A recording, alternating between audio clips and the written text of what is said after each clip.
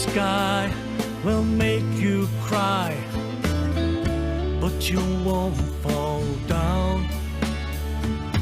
Take a little love from the clouds above and spread it all around. Look to the sunrise, feel its warmth. You still got a future, so ride the storm. It's a new world, so go out and find it. Look at your life and all you give. We all stand beside you so you can live in your new world. So go out and live it.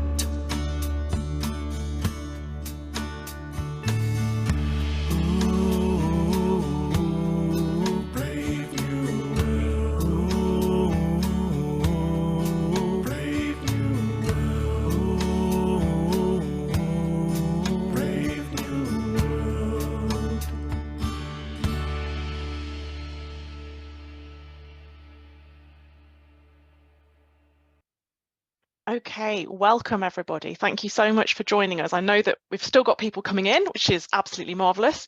And what we were listening to just there was the song Brave New World, which Ideal commissioned from two gentlemen, Paul and Tommy, living with dementia in Liverpool, who are really into writing and recording music, and they created this wonderful song.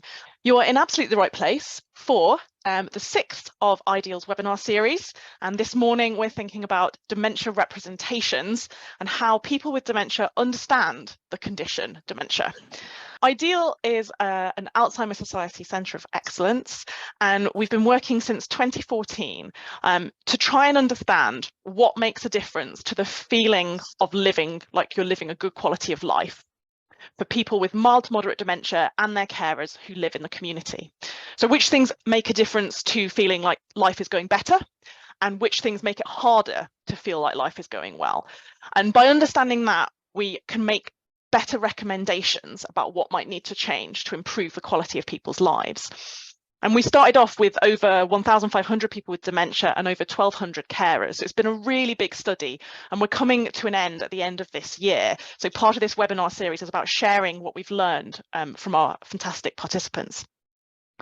And a little shout out for our wonderful Living with Dementia toolkit, www.livingwithdementia.toolkit.org.uk. If you haven't already been there, I highly encourage you to go and have a shufti, because there's lots of exciting and interesting things there for you to discover.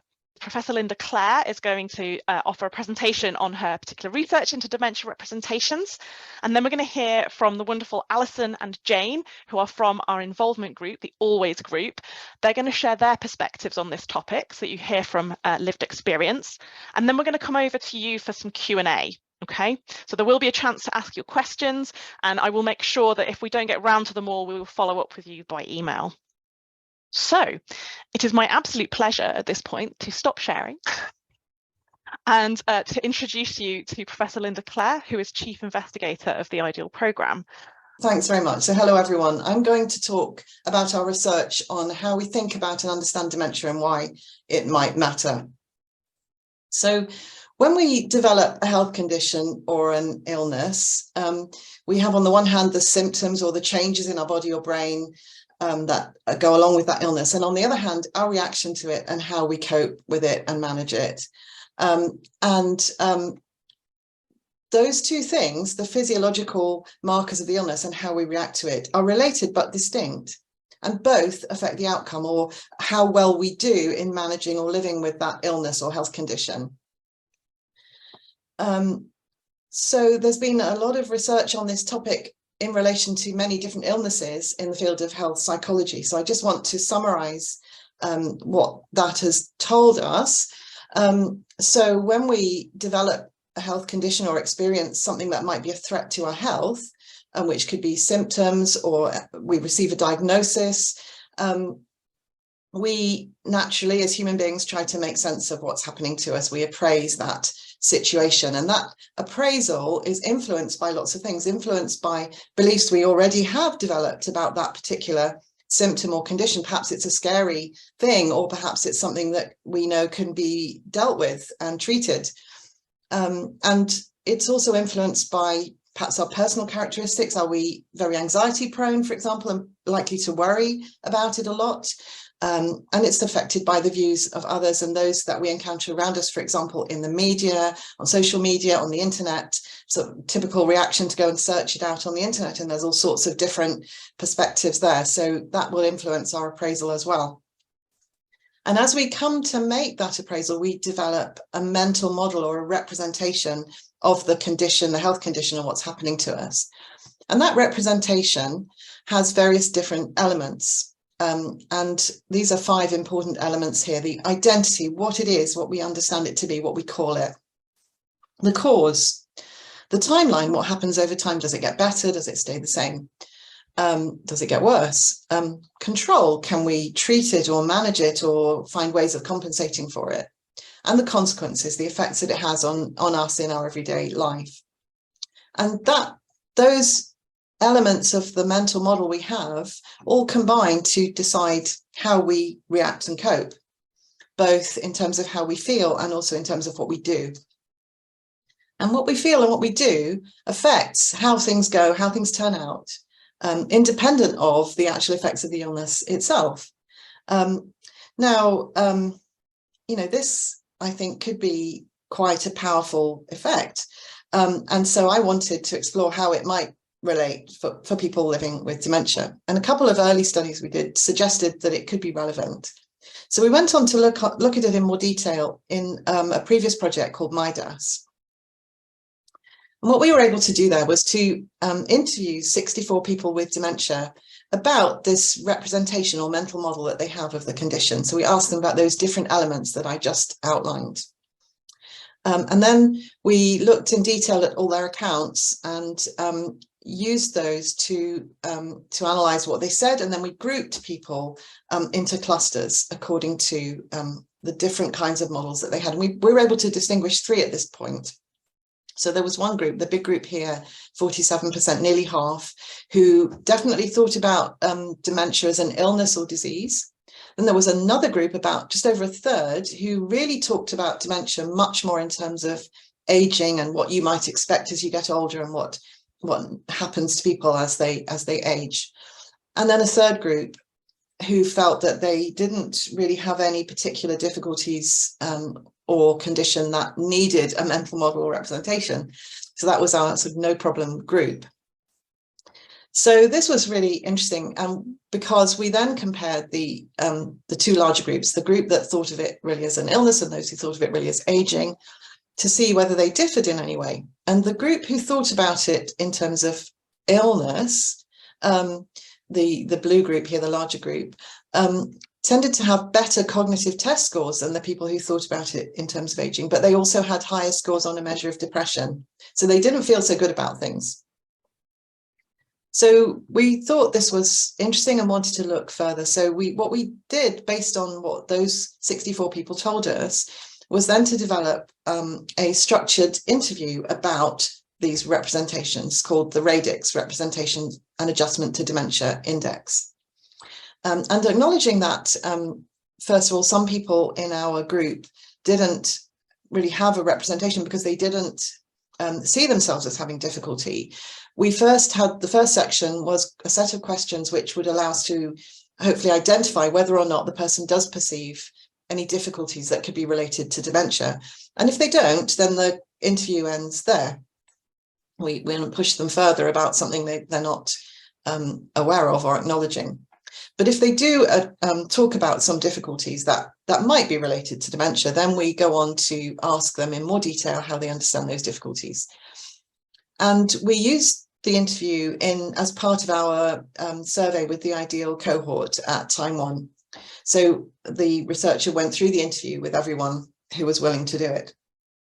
And we took the data from the first 385 people who completed it and did a study to validate the measure. And by validating it, I mean, we did some analyses to show that it's a reliable and robust measure of what it says it's trying to measure. So we can have some confidence in what it tells us. So having done that, we then wanted to explore people's dementia representations. So we took the data from the rest of the cohort of people living with mild to moderate dementia who completed the radix, and that was 1,109 people. We also asked care partners in Ideal about their views on the condition, and we didn't use their data in the validation study. So we also went on to explore their dementia representations, and that work was led by Catherine Quinn. And there were 1,184 wives, husbands, daughters or sons of people in the Ideal cohort who contributed. So what I'm going to do, I'm going to first talk about people with dementia and then the care partners. So we'll start with each element of the model. So what do people living with dementia see as the identity of this condition? On the left-hand side, what do they call it when we ask them? Well, most, over half, 54%, use a descriptive term, something like memory problems or forgetfulness. Just over a quarter use a diagnostic label such as Alzheimer's or frontotemporal dementia. Very interestingly, 13% said they don't know or they don't have anything that they call it. And a very small group referred to it as aging. So, and we know already that the diagnostic terms are difficult to use and many people don't use them. We wanted to know really if people were able to give the diagnosis if specifically asked. So in addition to those people who already gave it, we wanted to see if everyone else had a diagnostic label. So we asked specifically about that. And when we prompted people who hadn't already spontaneously given us their diagnosis, we asked them, what does the doctor call it? Or do you have a diagnosis? Then we found that just over half gave a diagnosis, but the 43% did not.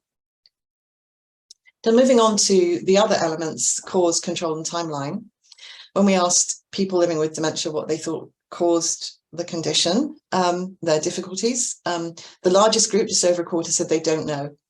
And then also just under a quarter, we had brain changes, aging, and then a smaller group referring to disease, lifestyle and hereditary factors, all perfectly reasonable explanations, of course.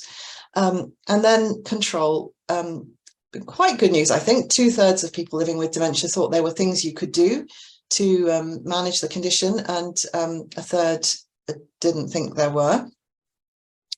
And in terms of timeline, just under half thought that the condition would get worse over time.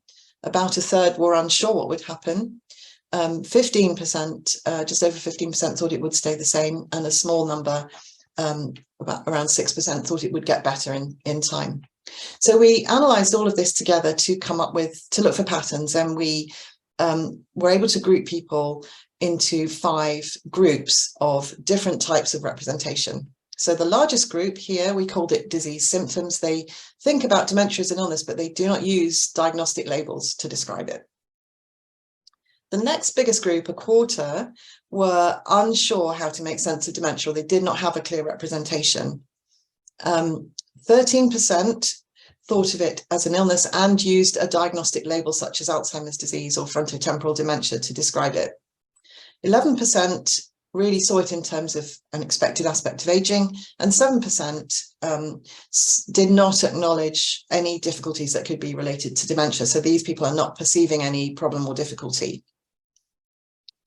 So do these groups differ in any other important ways? So we compared, we used the disease symptoms group as our reference group, and we compared the other groups to that group, which was the largest. So the disease diagnosis group, the people who use a diagnostic label, tended to be younger and have better scores on cognitive tests. But both the aging and the no problem groups had fewer symptoms of depression, a greater self-efficacy, that means they had more sense that they could manage things well, and they had higher scores for quality of life, well-being and satisfaction with life, and those persisted over time, that difference. So this is again very interesting in terms of the impact these representations might have. Now I'm going to move on to care partners. So what do care partners see as the identity of this condition? Well, again, about just under half used a diagnostic term, and just under half used a descriptive term like memory problems. And then much smaller proportions talking about aging or having don't know, or responses we couldn't really classify. But when we asked the carer partners if they had knowledge of the diagnosis, almost all of them told us what the diagnosis was.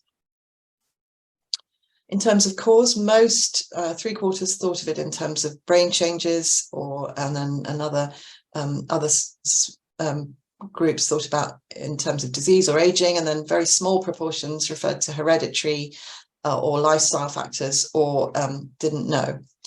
In terms of control, pretty much half and half, just over half thought there was nothing whatsoever you could do to deal with it, and just under half thought there were things that you could do to manage the condition.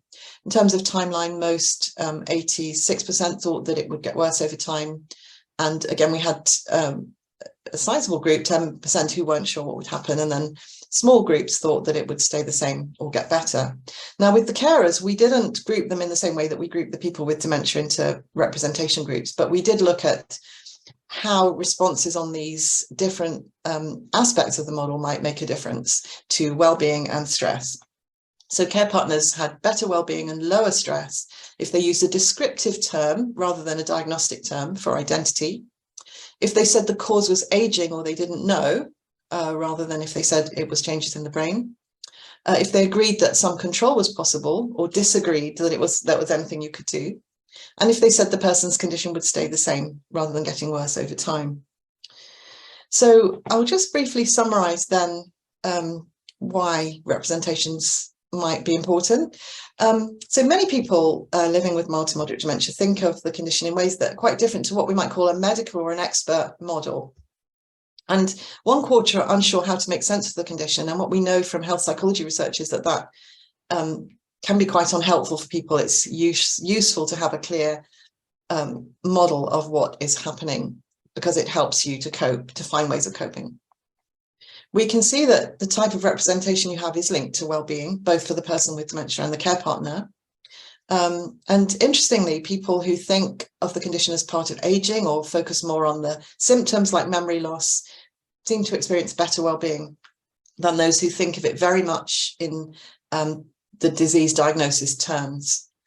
And believing there are things you can do to control the condition is helpful. We saw, for example, it's linked to better well-being and lower stress for care partners. Now, of course, it's important to say that expert understandings also vary, or perhaps there are different ways of conceptualizing dementia that will affect practice and service provision. So, for example, depending on our background and perspective, we might think about dementia as a terminal illness, and then we will focus on things like advanced care planning. We might think about it as an age-related condition, a particular manifestation of aging processes, and then we might think more about the impact of multiple health conditions or frailty. And we might think about it as a kind of disability. There's been some interesting recent work by One Dementia Voice and by the All Party Parliamentary Group on this. And here, with this approach, we might focus on adaptation and compensation to support people in living well. So it's a very complex issue of how we make sense of the condition. But I think all of this raises some important issues, and we need to think about what this means for how we understand and talk about dementia. So I want to leave you with 3 questions that we might pick up on in our discussion. So first of all, what type of dementia representation should we encourage and promote? How can we balance realism about the condition with hope? And I mean, Rick Cheston in his work has commented on how negative much of the information people receive at the time of diagnosis can be.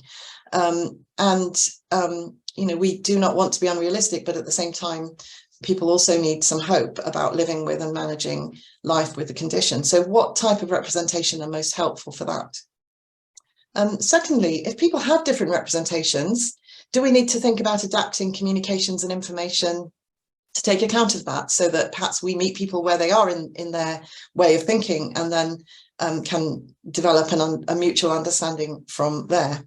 And then finally, we might want to ask whether support needs differ among groups with different dementia representations and how that might affect what we do as well. And I'm thinking particularly that there are some people who were not, who had a diagnosis but were not perceiving any difficulties, and they might have different support needs from people who are very, very focused on the impact of dementia-related difficulties. So I'm going to stop there. I'd just like to very quickly acknowledge everyone that's contributed to this research. And I'm going to show you a last slide, which shows some more information, which we will come back to later. But I'm going to stop now and hand back to Kathy so that we can you can hear from Allison and Jane, and then open up for discussion. Fabulous. Thank you so much, Linda, for a really interesting presentation. And we've got lots to think about already. But before we move to your questions, let's give you a little bit more to think about from a different perspective. Now, we will reshare those questions. I'm just going to pop them in the chat in case you want to be thinking about them as we go along. But what I'm going to do now is introduce you to two very marvellous people who I'm lucky enough to know very well.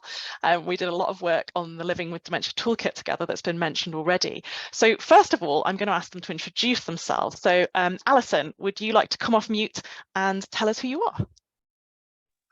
Hi, my name's Allison. I live in Dundonald, which is in Northern Ireland, and was diagnosed with Alzheimer's in 2017.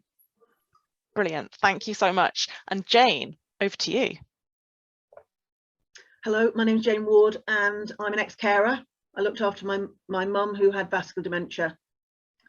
So I looked after her part-time, then full-time until she passed away, and it's nearly 10 years ago. It's March 2013. And since then I've been working on lots of research projects. I was already involved in research before then.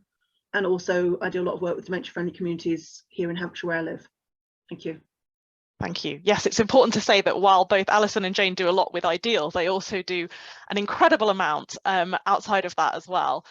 So just to think about dementia representations and how different ways of thinking about dementia might affect the experience, I just wanted to ask you, what did you think about dementia before it actually entered your life?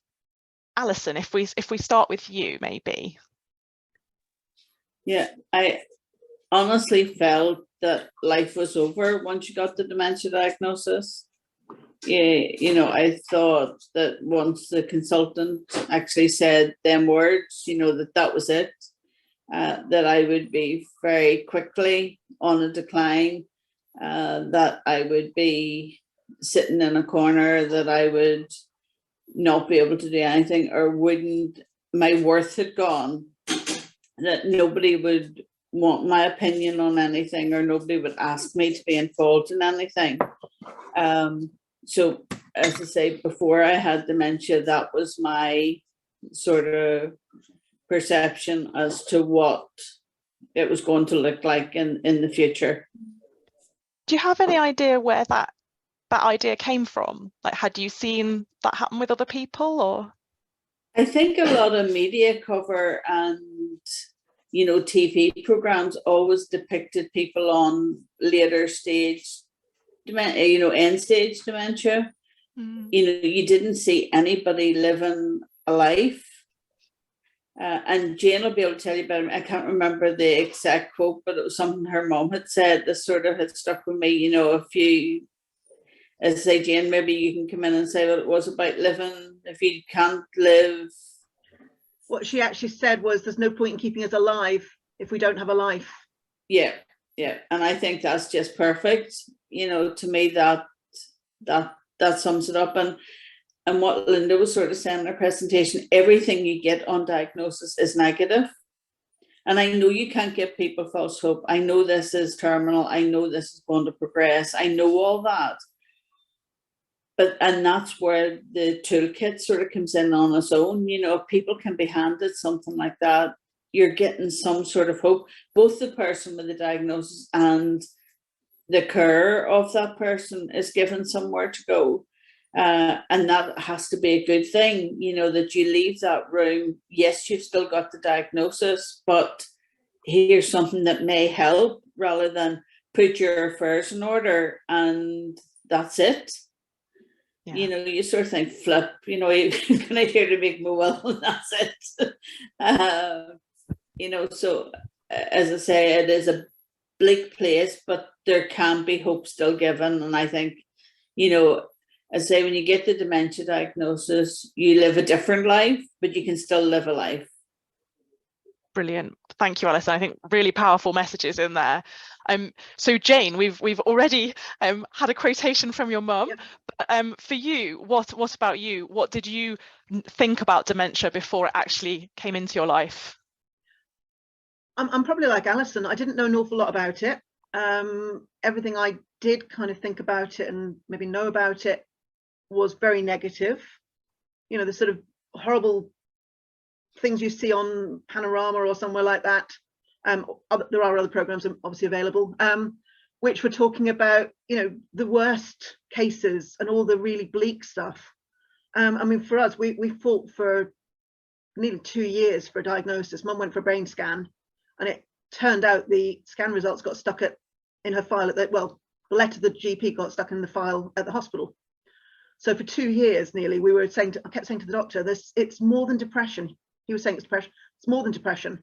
And I think for us, we were quite worried because my father back in the 80s had a brain tumor, and that was really fast. But I think we were both worried that it was a brain tumor. And so in some ways, although it wasn't great, it was almost like a small relief that it wasn't that quick. But everything I knew was negative. As Alison said, you know, you think about people sitting in corners and not doing very much, and hope's taken away. For us, not actually on diagnosis. When we went to the doctor, it was after a hospital visit, it came to light that something was going on, but they couldn't give us a diagnosis. We had to go to the GP the next week, and he really couldn't get rid of us quick enough. Okay, yes, it's vascular dementia, that's all it is. Bye. And at the time, it felt devastating because we didn't get anything else. I walked out with Mum, and she looked at me, and I looked at her, and it was like, so what now? But actually looking, you know, now having had a lot of people talking about what their diagnosis was like, we didn't have that hope taken away. You know, he wasn't talking about her not being able to drive or not being able to do this, that, and the other. She wasn't driving because she kept losing the car. So she gave up. But we didn't have any of that negative. But when we did join the local support group, they did a lot of work helping to support us, bless them, but they were still fairly negative. That was back in about 2009. Quite negative, everything that we heard. Wow, yeah. No, thank you both. Also, I love the fact that despite the fact we haven't done any media training, you're both on it. Alison self-censored, and Jane acknowledged that other programs are available. This is fantastic. Okay, so we've spoken about the kind of pre-knowledge, the pre-thinking, but what I'm interested in now is how has your understanding of dementia changed, and crucially, what do you think has changed it? Alison, if we come back to you. The thing for me that changed it 100% was peer support. You know, being able to get into a room with other people with a dementia diagnosis who were still involved, who were still laughing. And I know that's strange, but I sort of thought, you know, the first group I went to, if he's going to be sitting here in major depression, because that's where I was at that time. I was in a black hole. And I thought, like, flip, this is going to be, I'm going to go in a room with people all feeling the same as myself. It's going to be horrendous. And I came out laughing, you know, I came out sort of thinking,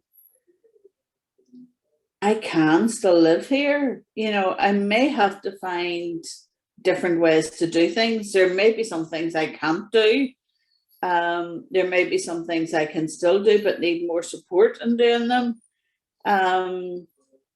You know, so it was the peer support that changed for me, and given me the confidence to be able to say to people, please don't presume, you know what I want or need, ask me.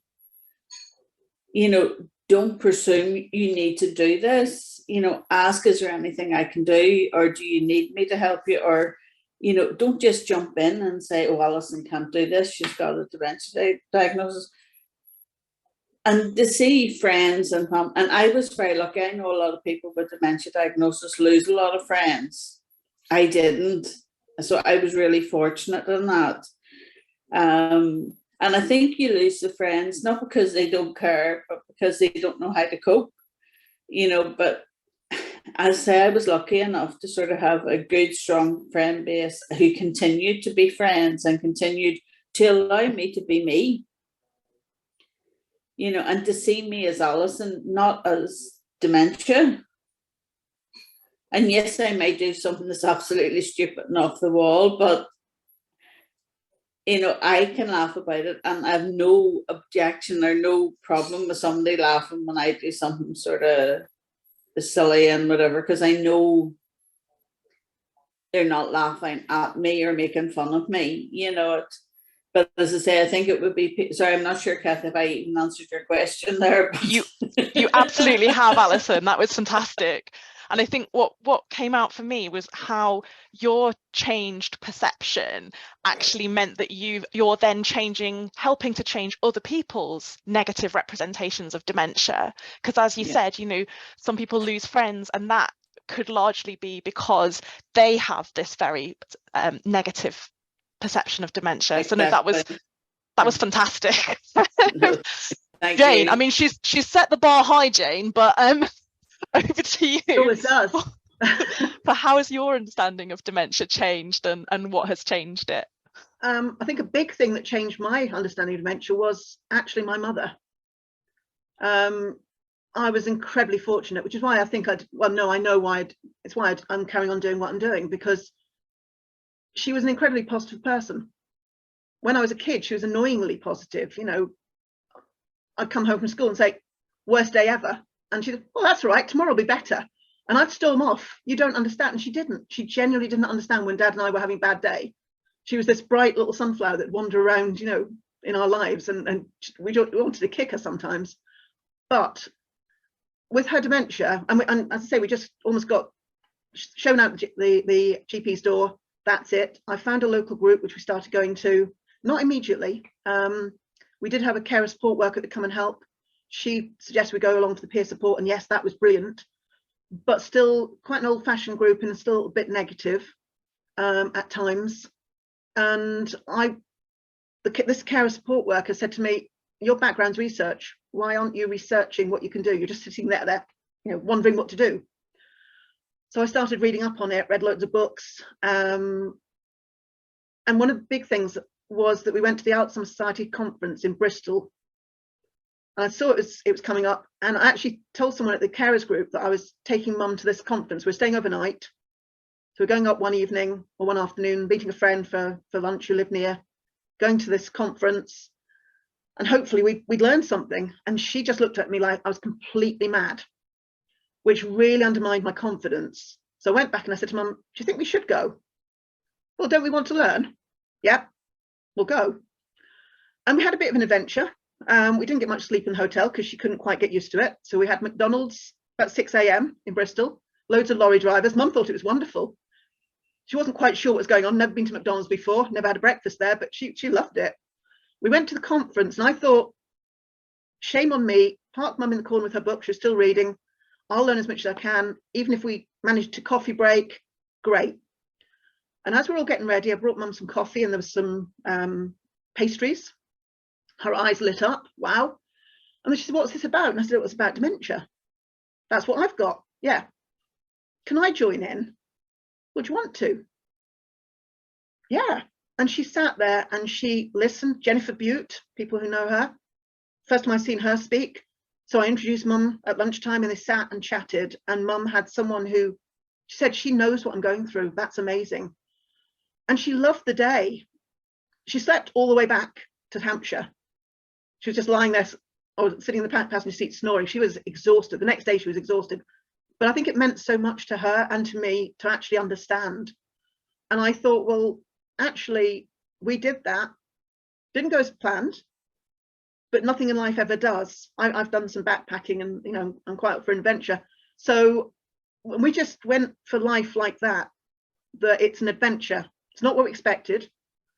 There are times when we won't really know what's going on. Control, yeah, out the door sometimes. But let's just, and as she said, let's live life. And we started doing some consultation work with Hampshire County Council, and that's where that quote came from. and they used it as a strap line, because she actually said, well, there's no point in keeping us alive. We don't have a life. And that was my mission then, is to give her what I could of life. Hope that answers the question. Incredibly. Yeah, I mean, I don't know if you've both seen, but in the chat, you're inspiring people, you're being called amazing, so you know, really all praise to you, and thank you so much for sharing. I think one of the things that came out there, which is why sessions like this are so important, is that in both of your stories, other people's ideas and representations of dementia seem to matter so much to then what happened with your own. So on that, Linda, would you like to reshare your slide with the questions on, just to kind of stimulate the Q&A? I mean, obviously, audience members, you may have your entirely own questions, and that's completely fine. But so yes, what type of dementia representation should we encourage and promote? How can we balance realism with hope? How can communications and information about dementia be adapted to take account of different dementia representations? And how might support needs differ among groups with different dementia representations? So we'll just leave that on screen just for a minute to allow people to either mull those over or to come up with their own questions. And then it's over to you. I mean, it's fine. Those are just some thoughts that I had, I guess, but I'm sure there are other interesting questions we could talk about too. So feel free if you have other questions you want to raise and ask people, that's fine. Here we go. So how might information be shared that takes account of different cultural backgrounds and for those with other comorbid access needs? We're starting off with a biggie. Linda, do you want to take the first shot at that? Well, as you said, it's a big question. I'm not sure I'm the best placed person to answer it, really. I mean, I think that there's, you know, obviously for cultural differences, that's something about really understanding and valuing a range of different perspectives and working with people who have that understanding to broaden our own understanding and knowing how to approach difference in a respectful way. You know, I know that you, Kathy, had some experience of this with developing the toolkit, so you might have a few specific examples to add there. I mean, the other issue about other health conditions is important, of course, because and often, you know, sometimes for people those are more of a challenge than the dementia itself. So again, I think that we do need to remember that dementia very rarely, well, in the ideal cohort, let me talk about the evidence there.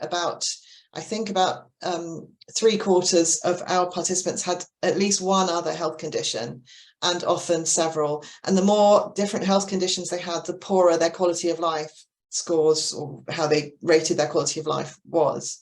So it's very, it's important to think about the fact that when we're talking about dementia, it's often not the only thing people are dealing with. Yeah, I mean, I can do a little bit of an answer to part of that question. I'm definitely not the comorbid part.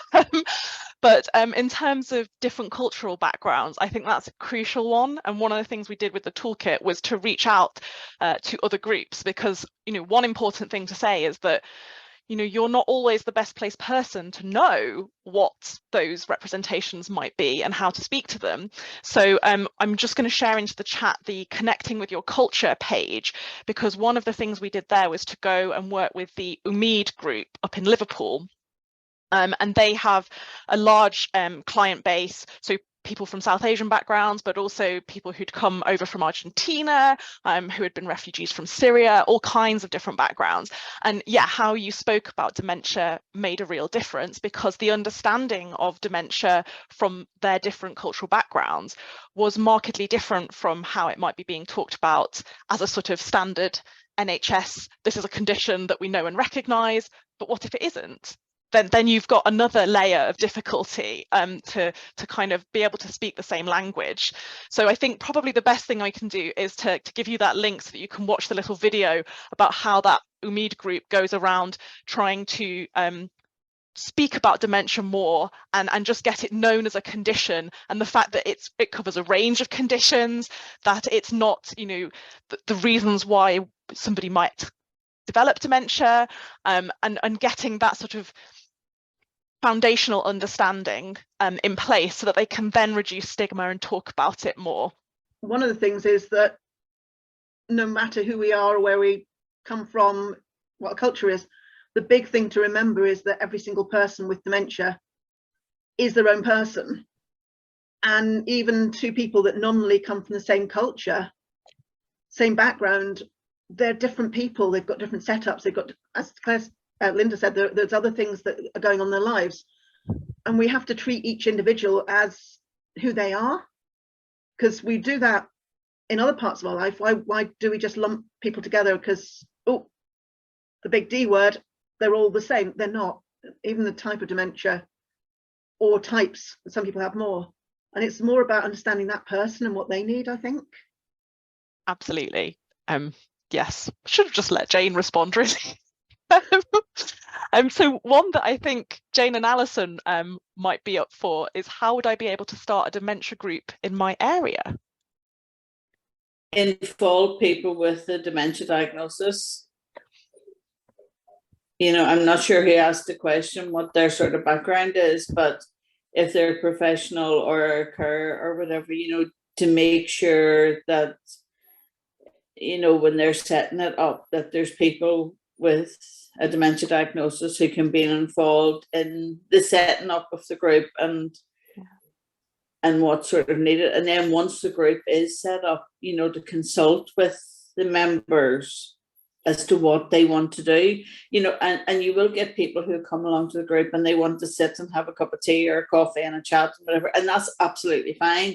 You'll get other members who maybe want to be involved and to really campaign for things, or to go out and visit places and see what is working and what needs changed, and, you know, who want to use their voice and be encouraged to do that.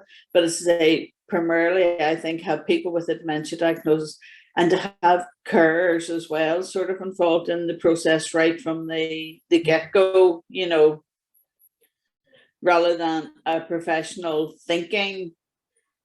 And it comes back to my bugbear, don't presume you know what we need or want, you know, ask us. And that comes from both sides of the equation, you know, from the carer and from the person with dementia.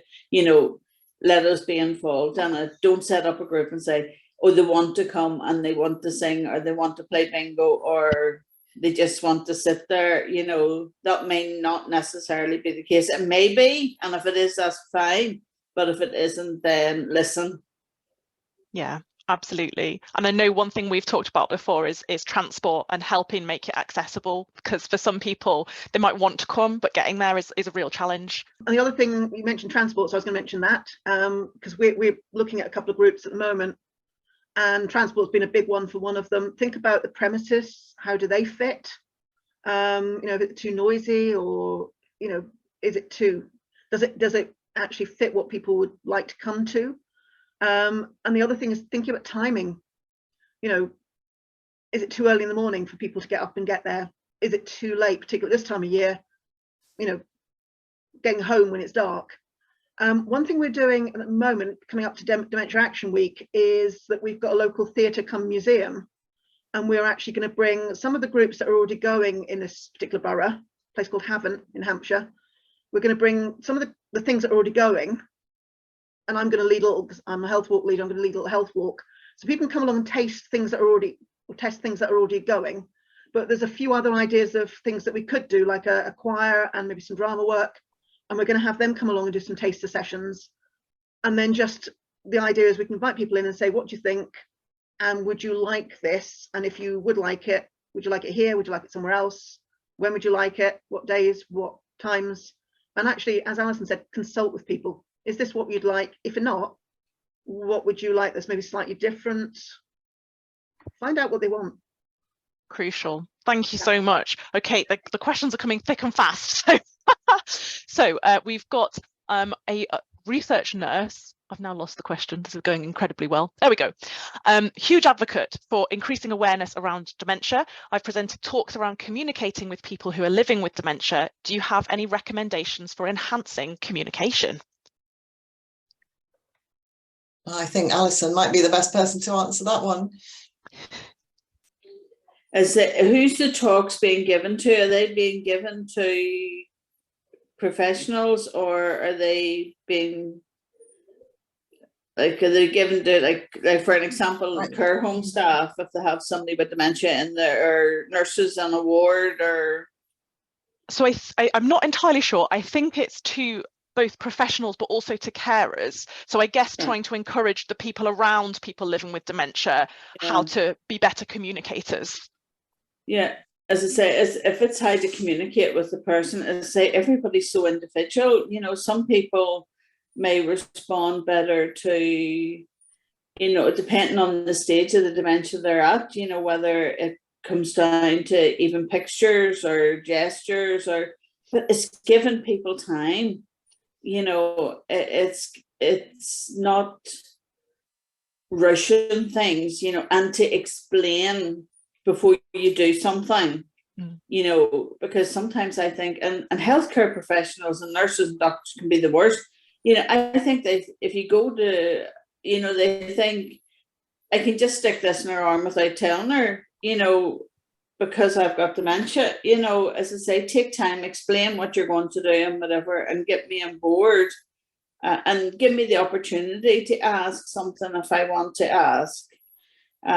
So I think the biggest thing is time, and as I say, I can't give examples of how to best communicate, because say everybody's so individual, but as I say, it's finding out, and as I say, if you give the person time, I think you will identify the best way that you can communicate with that particular person, but the next person is going to be different.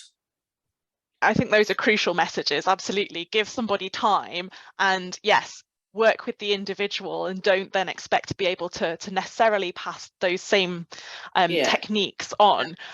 One thing I will do is when I email everybody with the resources mentioned in this webinar, I'll also include a link to the film that these guys helped make, which was specifically looking at communicating with people living with dementia and how we might do that better, or at least give ourselves time and space to not get it wrong. Think about the speed of your voice when you're talking to someone. Alison was saying about time and giving people a chance to respond, but also not too much. It's very tempting for us to put loads and loads of information in one big bite, and that doesn't help. But also, if you've watched the person, but think about if they've got a carer with them, because carer often will know how they are. Yeah. And if you've communicated with someone before at a certain speed, a certain way, and they've been fine, don't assume that today or even later on that day they're going to be the same. If they get tireder, then it's more difficult. So it's in the moment, how are they coping when you're talking to them? And again, if you've been talking very slowly to them before, don't assume that today that you'll do that, because if they're feeling better, that might feel patronizing. It's about being really aware of that person right now. Absolutely. Thank you, Jane. Really important points. Yeah. I know we're almost at time, but I'm going to try and sneak in one more question. I often work with carers of people living with dementia who are really struggling because their loved one doesn't believe the dementia diagnosis, doesn't accept it. This seems to cause people to get stuck, not move forward, or be accepting of the many brilliant resources that could make a difference. Any thoughts on how to help with this? Can I respond to that? I think this is a really interesting question, and I've just been responding in the chat to Rick Cheston as well on some similar topic. Really, I think that, I mean, one thing to say is that we do see people, and I think it's not perhaps surprising sometimes that people don't acknowledge difficulty. It's that whole process of getting the diagnosis and responding to it, and the whole implications for your identity and your activity and your personhood are so immense. So I do believe that for some people there's a real psychological protection in not acknowledging, and for others there may be, I don't know, sure, there may be a neurological reason, you know, related to brain changes that actually make it difficult to be aware and appraise your situation. And we see that in certain people who've had brain injuries where, you know, their brain function is altered in such a way that they cannot be aware of certain things. I am inclined to think for people living with dementia in the mild to moderate stages, there's more towards the psychological than the brain damage, but you know, you have to think of both of these aspects. So what we do know from our ideal research, and that Kathy Alexander has done with us and Anthony Marta, is that when we look at these people in the no problem group and see what happens to them over time, most of them do change, and they will move into a more acknowledgement of difficulty. There are a small number who don't, who's in our sort of 2-year perspective didn't change, but the majority did change. And so people can move in either direction, and it might also be a lot about a snapshot at the time. So that's one thing to say. The other thing in terms of helping, I mean, I think, you know, there are a number of intervention approaches that have been looked at, including maybe moving away from, you know, forcing people to be aware of difficulties to thinking about how are we going to manage certain things. Do you know, what does the person expect from the family member? What does the family member feel they can do? Can you negotiate around that? That's one thing. I mean, also in our rehabilitation work, I found that it's still possible to work on improving functioning in certain activities if those activities are important to the person, without ever referring to a diagnosis or particular issues, but simply if someone will acknowledge that a particular activity is difficult, or they're not managing it as well as before, or they'd like to do it better, which has nothing to do with acknowledging they have dementia or whatever else, you can sometimes work on that basis. I think it's very difficult when you come to, you know, big decisions about care and what should happen. I totally, you know, empathise with the challenges that those family members face. But I think, you know, it's very much about getting alongside, listening, looking for opportunity where you can. We've sometimes had people with dementia who will not acknowledge to us, but then their family member says in the middle of the night, they've woken up and said, what's happening to me? And am I going mad? This is terrible. So at some level, it's about the timing and the acknowledgement. So I think it's about being aware of that and listening and being alongside and picking up on the opportunities where you can perhaps have a bit of a chance to influence thinking, and maybe focusing on the positive. So if we can offer something hopeful or something enjoyable, and maybe build up that other sense that there could be some hope, then it will become easier to acknowledge. So those are my immediate thoughts. I mean, I think it's a really important question, and one that I've been very interested in my research, and I'd really like to look at more to see how we could perhaps help more with that aspect. But thank you for the question, and for the follow-up questions as well. So I'm very conscious that we're almost at 11, so we should probably call this to a close. What I will do just before we go is to let you know about our next session. If you're free and could come along to I now can't see my own screen, which is fantastic. There we go. Our next webinar is about staying active with dementia, and we've got different people from different organisations to speak on perspectives of how people can be helped to stay exercising, stay active in the ways that interest and are meaningful to them. And that's on Tuesday, the 14th of March at 2:05. So we'd love to see you there if you happen to be free. What I will just ask is if we could thank our presenters who have done such a marvellous job of explaining this topic, and without whom this wouldn't have happened. So if you want to do the clapping hands symbol, or come off mute and actually applaud, whichever way you choose to there we go, there's some clapping hands. Thank you. And thank you as well, because without you it wouldn't have happened. Yeah, thank you, Kathy and Linda. Yeah, it's a pleasure staying on with you guys. Really interesting stuff, isn't it? It is indeed. Have a wonderful day, and once again thank you for coming and sharing the space with us. All right, take care everybody. Thanks for all showing the best interest. everyone. Take care. Bye bye.